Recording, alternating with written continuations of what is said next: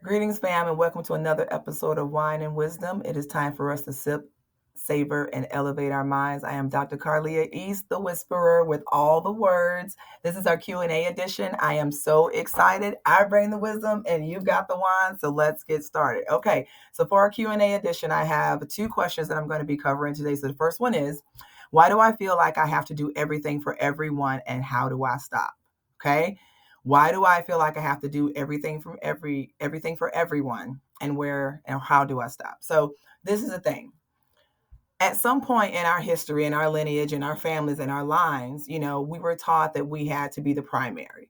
So if you are that person that's been chosen in your family, in your crew, in your unit to be the primary, then you have soaked up that position, which means a lot of things you automatically take the lead on. You're not even asked to take the lead on, you just take the lead on. And so the first thing that you got to start recognizing in dealing with this is the pattern. Okay. How can we break free from the fix it all the damn time mode? First of all, recognize your pattern. Ask yourself, like, how often do I find myself saying yes? And am I saying yes because I feel guilty for saying no? Right? Because that guilt sometimes comes from the thought process that we're being taught to serve and give and do unto others, which is great until it is a deficit of yourself, right? Also, yes, you should give, but there should also be a reciprocity there too, and not just you being the one always popping a vein and letting someone take your blood, right? So you've got to ask yourself, do I feel guilty for saying no? Do I feel valued when needed? That's a big one too. Let's say you come from a situation where you weren't counted on, right? Where you weren't given that love and understanding and that respect as others. And so now you're in the space now where you feel that it is there's a neediness, right? To feel wanted, to feel like you're needed. It makes you feel like you're somebody because maybe you didn't get that coming up. And so if you're using those as dynamics to pacify you, then you already know that's unhealthy. And then that's what happens when burnout occurs, because the people that are taking advantage of you on the opposite end of that, they're not loving you, they're using you. Okay. And so you want to recognize your patterns. Number two, you want to start saying no and understand that no is a complete sentence. It does not need to follow with a whole thesis. Okay. No is a complete sentence, point blank and period. You don't need to write an essay about it. You don't need to follow up about why you're saying no. Sometimes we over explain our no's, right? And even if you feel like, okay, well, it's my mom, I just can't say no, or it's my best friend or someone like that, like I feel like I want to give them a little bit more details. The detail doesn't mean that you have to over explain yourself. The detail can be, you know what, sis, no, I'm not able to do that, I just don't have the bandwidth. You don't have to give details about why you don't have the bandwidth, what the bandwidth is. I just don't have the bandwidth. Mom, I'm unable to do that. I don't have the time in my schedule. Or I've got some prior engagements that are really important to me, like a bath with bubbles and wine. Like, they don't need to know what the hell you're doing. Just know that the answer is no. So stop feeling like you need to come up with some valid answer as to why you're saying no. No, say no. But if you feel like you want to give that person something because that makes your anxiety feel better, then just give them a little bit. No, because I don't have time. No, because I don't have the bandwidth. No, because I've got some other obligations. No, I don't really have room in my agenda for that. Okay. Next thing you also want to do is prioritize yourself without apologizing. Prioritize yourself without apologizing. Remember that no we just talked about? That's about prioritizing yourself. Okay. And when you prioritize you, you're able to get things that you need to get done. Because guess what? I'm pretty sure people are always asking you to do something for them. You're maybe not that person that's constantly asking other people for help. So that means that if you are doing stuff for them, then you are foregoing the shit that you need to do for yourself. And therefore you're behind in your own stuff because you're so busy trying to reach up for other people. You get what I'm saying? So you are not responsible to clear the chaos of everyone's life. You deserve to be able to rest. You worked hard at doing whatever it is that you did that day. And that rest of the end of that day, the tail end of that, whether it's relaxation or whether it's watching a movie, doesn't have to be dedicated to somebody else.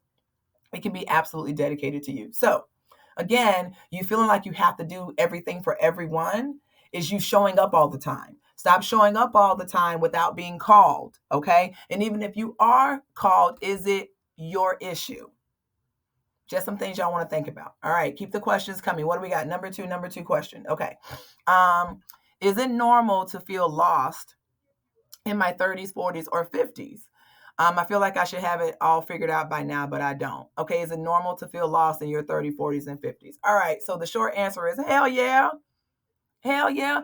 Y'all don't think that when I recognized, from taking my own blinders off, that the divorce was necessary in my life, that shit didn't make me feel lost?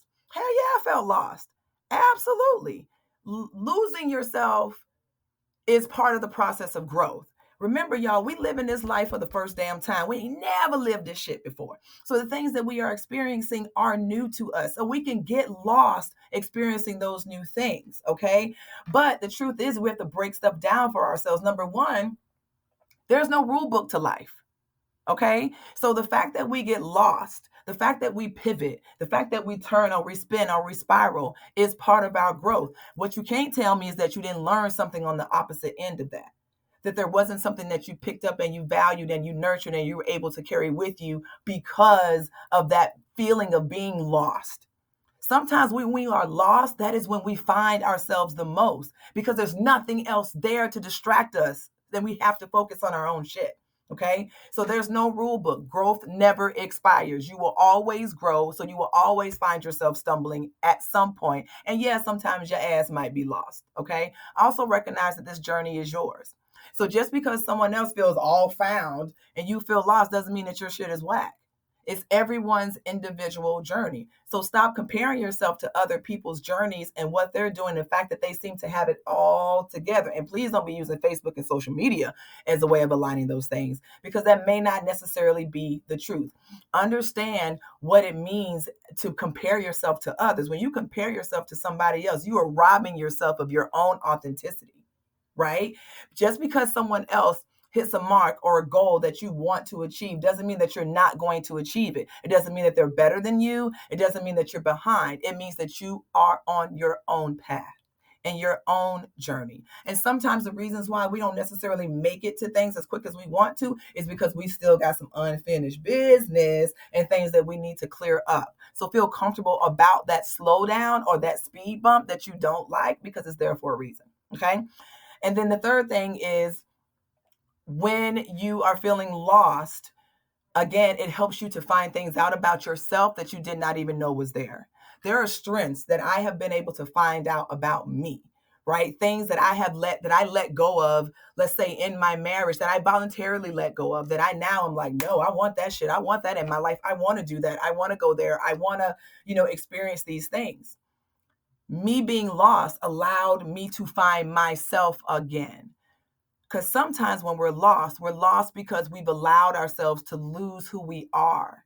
Okay. And we're all guilty of that from time to time. It doesn't have to always be in a relationship, a personal one. It could be a relationship at work or a friendship, but over time we start letting go, right? And just automatically forfeiting certain things that we love or like or want to enjoy. And when we are on that lost path, we're able to actually find our way back to that and say, you know what, let me pick this back up. Let me pick back up my knitting. Let me pick back up my baking and do some of the things that bring me joy.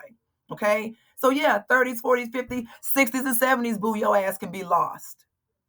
But being lost means that you went somewhere. Hello, you traveled somewhere. You went off the beaten path. You tried some shit. That's what life is about.